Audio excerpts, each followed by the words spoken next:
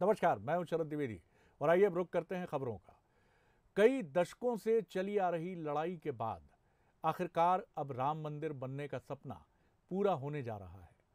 अयोध्या में 5 अगस्त को राम मंदिर के शिलापूजन का 1 साल पूरा हो जाएगा। नींव के निर्माण का 60% काम पूरा हो चुका है। इस बार यहां 11 अगस्त से शुरू हो रहे सावन मेले को भी खास बनाने की तैयारी हो रही है। मान्यताओं के अनुसार ये मेला सावन महीने के शुक्ल पक्ष की तृतीया तिथि से 12 दिन चलता है। इस बार मेले में श्री राम जन्मभूमि तीर्थ क्षेत्र ट्रस्ट ने रामलला को चांदी के पालने पर झुलाने का फैसला लिया है। ऐसा 500 साल बाद हो रहा है। 500 साल के बाद ये सुयोग आया है। ट्रस्ट के महासचिव चंपत राय और राष्ट्रीय स्वयंसेवक संघ के वरिष्ठ प्रचारक गोपाल जी ने सोमवार को झूले का माप भी ले लिया। वहीं गर्भगृह को सोने से बनवाने की मांग भी उठने लगी।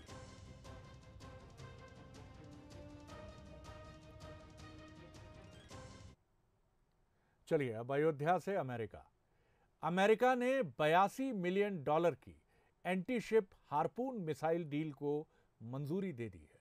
इस मिसाइल के साथ भारत को इससे जुड़े कई दूसरे उपकरण भी दिए जाएंगे। दरअसल भारत सरकार ने अमेरिका से हार्पून मिसाइल खरीदने की इच्छा जाहिर की थी। बाइडेन प्रशासन ने आदेश में कहा कि इस डील से इंडो पैसिफिक रीजन में उनके बड़े डिफेंस पार्टनर को अपनी सुरक्षा करने में मदद मिलेगी। साथ ही दोनों देशों के संबंधों को भी मजबूती मिलेगी। पेंटागन की डिफेंस सिक्योरिटी कॉरपोरेशन एजेंसी ने अमेरिकी कांग्रेस का अनुमति पत्र जारी किया। इसमें मिसाइल के मेंटेनेंस के लिए एक सर्विस स्टेशन खोलने, स्पेयर पार्ट्स और सपोर्ट देने और टेक्निकल डॉक्यूमेंट के अलावा पर्सनल ट्रेनिंग भी शामिल की गई है। इसके अलावा इंजीनियरिंग और लॉजिस्टिक सपोर्ट भी दिया जाएगा। ये डील अमेरिकी कंपनी बोइंग और भारत सरकार के बीच होगी। आपको ये बता दें कि हार्पून को दुनिया की सबसे सफल एंटीशिप मिसाइल माना जाता है। इसे 30 देशों की सेना, 30 कंट्रीज की सेना इस्तेमाल कर रही है। किसी भी मौसम में इस मिसाइल का इस्तेमाल किया जा सकता है। तो भारत की सैन्य शक्ति इस मिसाइल के आने से और बढ़ेगी।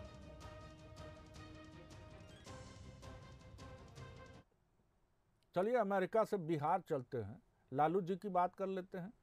लालू प्रसाद यादव के बड़े बेटे तेज प्रताप यादव की माने तो उन्हें इन दिनों सपने में भूत दिखाई देते हैं। भूत उनके भाषण सुनने भी आते हैं। तेज प्रताप ने सोमवार को फेसबुक पेज पर लाइव के दौरान ये बात कही। तेज प्रताप ने कहा कि मैंने सपने में देखा कि हसनपुर में बाढ़ प्रभावित इलाके का दौरा करने गया हूं। वहां ताड़ के पेड़ पर भूत बैठा है, हमें पकड़ने आ रहा था। महादेव का नाम लिया तो भूत सकपका गया, लेकिन हम डरे नहीं। उल्टा उससे पूछे कि हमें काहे डरा रहे हो। भूत बोला कि वो मेरा भाषण सुनने आया है। गजब करते हैं तेज प्रताप जी। तेज प्रताप ने यह भी कहा कि लोग उनसे कहते हैं कि आप भाषण देते हैं तो लगता है कि लालू बोल रहे हैं। मेरे बारे में भी सपने भी लोग देखने लगे हैं। छात्रों को तेज प्रताप ने कहा कि 7 अगस्त को जातीय जनगणना को लेकर आंदोलन होगा। उसी में सरकार का दूध और पानी का पानी हो जाएगा। जेल भरो आंदोलन भी करना होगा। गजब कर रहे हैं तेज प्रताप जी। लेकिन ये भूत वाला मसला समझ नहीं आया कि महादेव का नाम लिया और भूतवा सकपका गया, ससुरा भाग गया।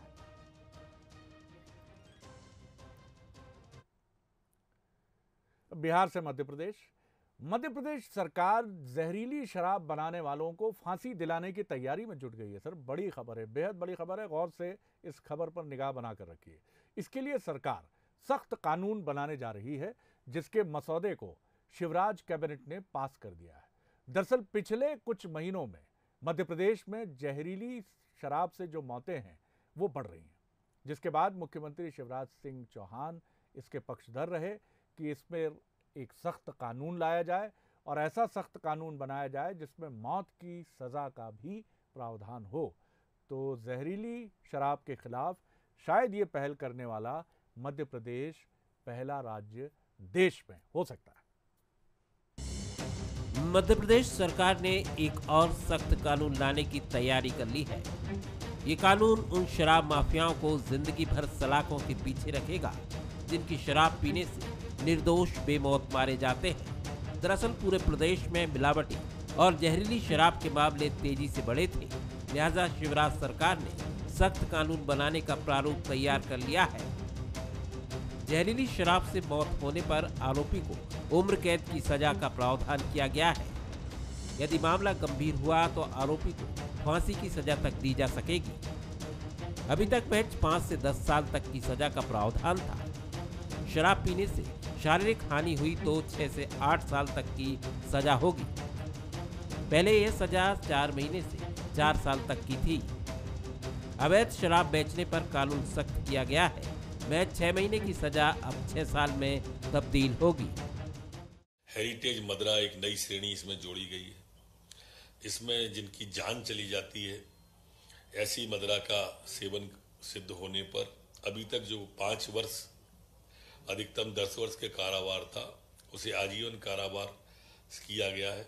मृत्यु दंड भी इसमें जोड़ा गया है। आइए अब ये भी समझ लेते हैं कि आखिर सरकार को इतना सख्त कानून बनाने की आखिर जरूरत क्यों पड़ी। एमपी में पिछले 15 महीने में जहरीली शराब की वजह से 53 मौतें हुई हैं। 2 मई को रतलाम में 4 मौत हुई। 6 सितंबर को रतलाम में 2 और मौतें हुई। 15 अक्टूबर को उज्जैन में 14 मौतें हुई। जनवरी के महीने में खरगोन में 2 मौत। 11 जनवरी को मुरैना में 26 मौतें हुई। 25 जुलाई को मंदसौर में 5 और मौतें हुई। जहरीली शराब के काम में अगर कोई लगा है तो भयंकरतम अपराध है और ऐसे लोगों को आजीवन कारावास या फांसी की सजा मिले, ये विधेयक हम लाएंगे विधानसभा में। आज कैबिनेट ने इसको पारित किया। हालांकि अभी कुछ और व्यावहारिक समस्याएं भी हैं जिन पर विचार करना होगा। मसलन आबकारी अधिकारियों के पास हथियार नहीं होते, उन्हें पुलिस की तरह सरकारी हथियार या लाइसेंस उपलब्ध नहीं कराया जाता। आबकारी अधिकारियों के पास पर्याप्त अमला नहीं है जो ऐसे मामलों की गहराई से पड़ताल नहीं कर पाते। शराब की जांच के लिए फिलहाल सरकार के पास ग्वालियर में ही एक लैब है।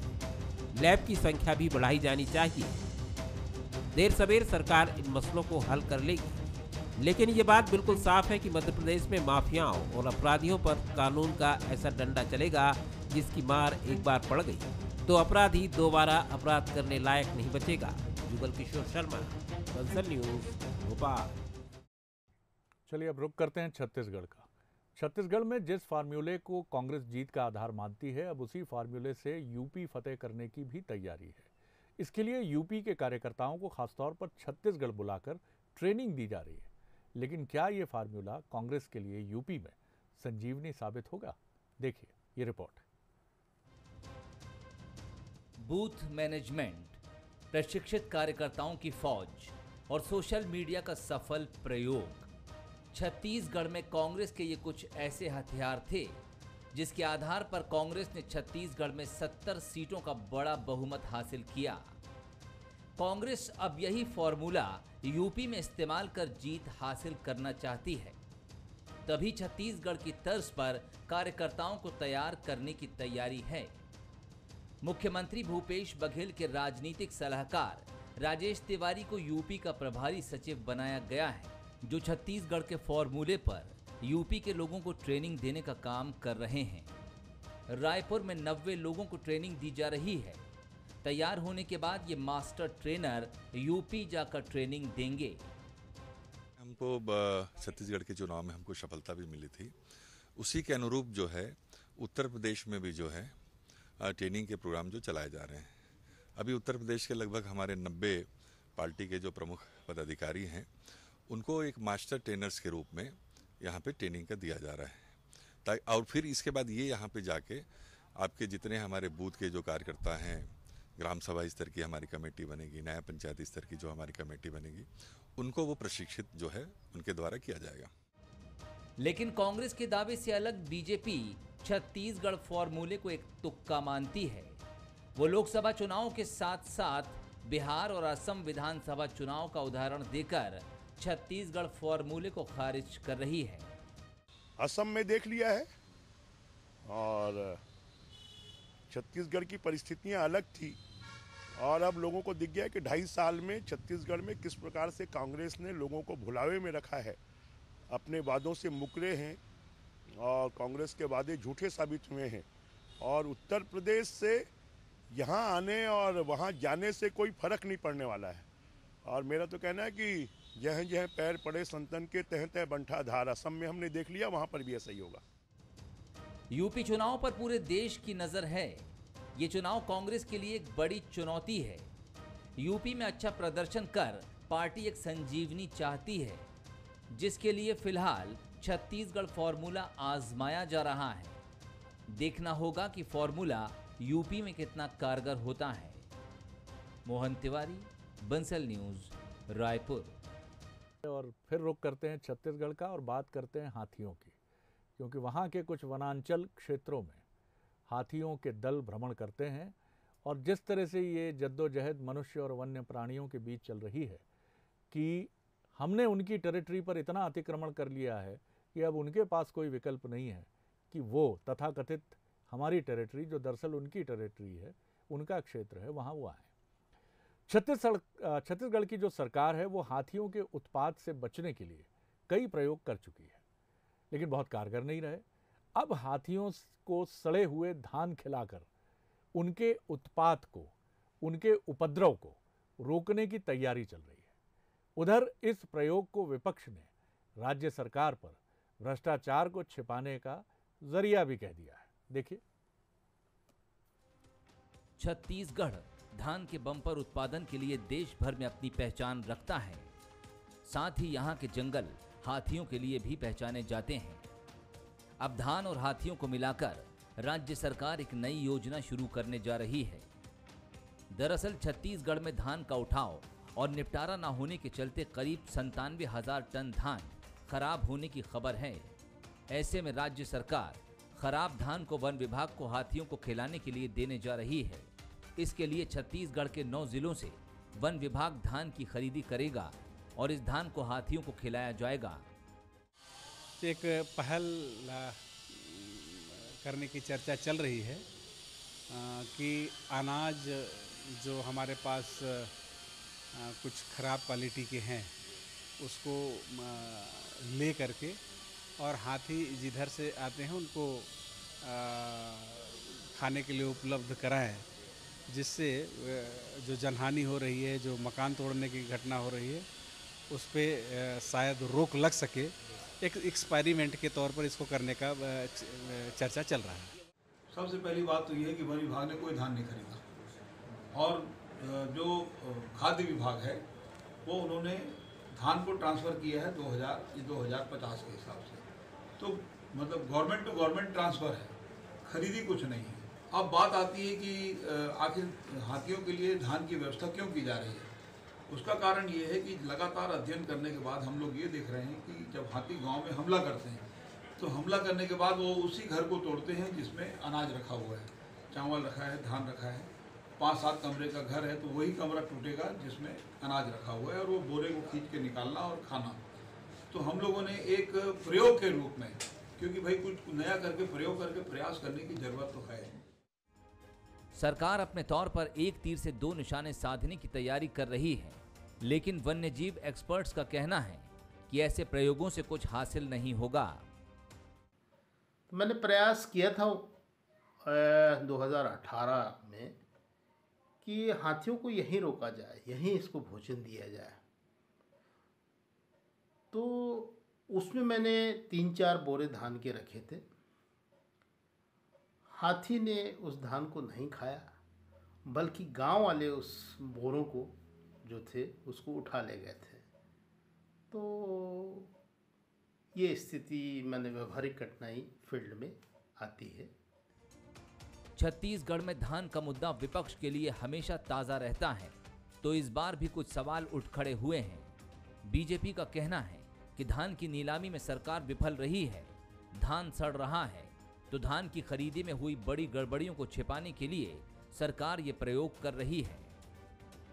क्या हाथियों को सड़ा हुआ धान अच्छा लगता है, या इसके पीछे राज्य सरकार की जो गोलमोल है उसको दबाने का प्रयास? कि वास्तविक में लगातार विधानसभा में इस बात को उठाए हैं कि 19-20 के धान का हिसाब नहीं आया है, कितने धान सड़ गए हैं, कितना कस्टम मिलिंग लायक है, और इसलिए आनन फानन में निर्णय लिया गया। इस फैसले के जरिए छत्तीसगढ़ सरकार एक तीर से दो निशाने लगाना चाहती है।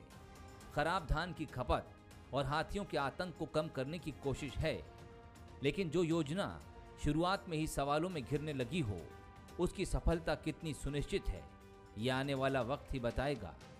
मोहन तिवारी, बंसल न्यूज, रायपुर। इस खबर में दो बड़े सवालों पर हम ठिठके हैं। पहला तो जो राजनीतिक आरोप है, कितना सच कितना सत्य नहीं, ये छत्तीसगढ़ का अपोजिशन जाने, सरकार जाने, कि वो धान ठिकाने लगाने के लिए हाथियों की आड़ ली जा रही है। लेकिन हम इस पर भी ठिठके जब वन्य संरक्षक, मुख्य वन संरक्षक रहे अधिकारी ये कह रहे थे कि जो धान हाथियों के लिए रखा गया वो मनुष्य ले गया, किसान ले गया। तो भूख किसकी बढ़ी है सर, हाथी की या मनुष्य की? माफ़ कीजिएगा, थोड़ा गंभीर सवाल मैंने कर दिया सर, माफ़ कीजिएगा, मैं आगे बढ़ जाता हूँ। अब इंसान का किरदार किसी भी मेडल से बड़ा होता है, और ऐसा ही किरदार टोक्यो ओलंपिक में भी देखने को मिला। वाकया ओलंपिक में पुरुषों की हाई जंप फाइनल का है। फाइनल में इटली के जियान मार्को तांबरी का सामना कतर के मुताज ईसा बनशिम से हुआ। दोनों के बीच मैच बड़ा ज़बरदस्त रहा, इतना ज़बरदस्त रहा कि दोनों ने जो पॉइंट्स हासिल किए वो बिल्कुल एक जैसे थे, यानी मैच टाई हो गया। फाइनल मैच टाई हो गया, दोनों ही प्लेयर को गोल्ड मिला। अब आप कहेंगे इसमें किरदार यानी खिलाड़ी मेडल से कैसे बड़ा हो गया? सवाल वाजिब है। पूरी कहानी सुनिए तो फिर आप कहेंगे कि मेडल से बड़ा खिलाड़ी। दरअसल पूरी कहानी ये है और बेहद दिलचस्प है कि फाइनल में इटली के जियान मार्को टैम्बरी का सामना कतर के मुताज ईसा बनशिम से हुआ। जैसा हमने आपको पहले बताया, दोनों ने 2.37 मीटर की छलांग लगाई और बिल्कुल 2.37 नाप तोल कर दोनों ने एक जैसे अंक हासिल किए। उसके बाद ओलंपिक अधिकारियों ने दोनों को 3 और मौके दिए, लेकिन वो इसी पॉइंट टैली पर अटके रहे, यानी 2.37, 2.37, 2.37। इससे ज़्यादा वो नहीं कूद पाए, यानी जो नतीजा पहले था वही नतीजा बाद में था। इन दोनों को एक अंतिम मौका दिया गया और कहा गया कि इसके बाद हम निर्णय करेंगे। लेकिन उसी वक्त ट्विस्ट आया कहानी में। इटली के टैम्बरी पैर में गंभीर चोट की वजह से अंतिम कोशिश से पीछे हट गए। ये वो क्षण था जब कतर के मुमताज बरशिम के सामने कोई दूसरा प्रतिद्वंदी खिलाड़ी नहीं था, और इस पल को वो आसानी से भुनाते हुए अकेले सोने के पदक को हासिल करने के करीब पहुंच सकते थे। करीब क्या सर, हासिल कर ही लेते। लेकिन बरशिम के दिमाग में प्रेमचंद की कहानी घूम रही होगी सर, वही अलगू शेख और जुम्मन चौधरी, जहां पंच परमेश्वर ही सबसे बड़ा होता है, यानी मन की अदालत, और मन की अदालत कहती है कि किसी के साथ अन्याय ना हो। तो कुछ यही बंशिम साहब के दिमाग में चला। उन्होंने एक अधिकारी से पूछा, सर अगर मैं अंतिम कोशिश से पीछे हट जाऊं तो क्या हम दोनों के बीच में गोल्ड मेडल बंट सकता है सर? जल्दी बताइए सर मुझे प्लीज। अधिकारी ने कुछ देर तक सोचा और सीनियर से बात की, नियमों की पड़ताल की और फिर कहा, यस बिल्कुल, बेशक गोल्ड आप दोनों के बीच में साझा किया जाएगा। बंशिम के पास और ज्यादा सोचने के लिए कुछ भी नहीं था। उसने आखिरी प्रयास से हटने की घोषणा कर दी और इस तरह हाई जंप फाइनल मैच दोनों खिलाड़ियों के बीच टाई हो गया। और ये वो खूबसूरत तस्वीर है जिसमें प्रतिस्पर्धा की दीवारें गिरती हैं, प्रेम की दीवार जीतती है और प्रसन्नता से भरे दोनों खिलाड़ी कहते हैं कि जीतना हारना महत्वपूर्ण नहीं है, खेल स्पोर्ट्समैन स्पिरिट का होना जरूरी है। आपने हमने कभी जीवन में ऐसा किया? नहीं किया तो सर जीवन बेकार है, ये समझ लीजिए सर। कोनो मतलब नहीं है इस जिंदगी का। आप एक सेल्फिश आदमी हैं, हम एक सेल्फिश आदमी हैं। अगर हमने जीवन में ऐसा कुछ नहीं किया है तो फिर ज्ञान दे दिया सर, माफी चाहूंगा। बढ़ते हैं अगली खबर की तरफ। भारत की स्टार बैडमिंटन खिलाड़ी पीवी सिंधु टोक्यो ओलंपिक में कांस्य पदक जीतने के बाद भारत लौट आई हैं। ओलंपिक में शानदार प्रदर्शन करने के बाद भारत लौटी सिंधु का दिल्ली एयरपोर्ट पर भव्य स्वागत किया गया। सिंधु के कोच भी उनके साथ मौजूद थे। इस दौरान सिंधु के फैंस की, प्रशंसकों की भारी भीड़ देखी गई। एयरपोर्ट पर ढोल नगाड़ों के साथ सिंधु का स्वागत हुआ, होना भी चाहिए। बता दें कि पीवी सिंधु 2 ओलंपिक पदक जीतने वाली दूसरी भारतीय और देश की पहली महिला खिलाड़ी बन गई हैं। दुनिया की भी वो चुनिंदा खिलाड़ी हैं, उस क्लब में है जहां बहुत चुनिंदा खिलाड़ियों ने इस कारनामे को अंजाम दिया है। सिंधु ने टोक्यो ओलंपिक के महिला एकल मुकाबले में चीन की बिंग जियाओ को हराकर देश का गौरव कांस्य पदक जीतकर बढ़ाया। धन्य है सिंधु आप, प्रणाम है आपको।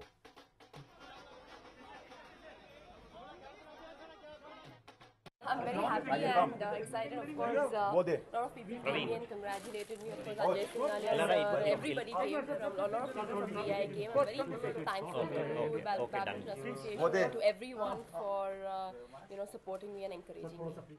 I'm very happy and excited, of course. A lot of people came and congratulated me. Of course, Ajay Singhania, everybody came. A lot of people from BI came. I'm very thankful to Badminton Association, to everyone for supporting me and encouraging me.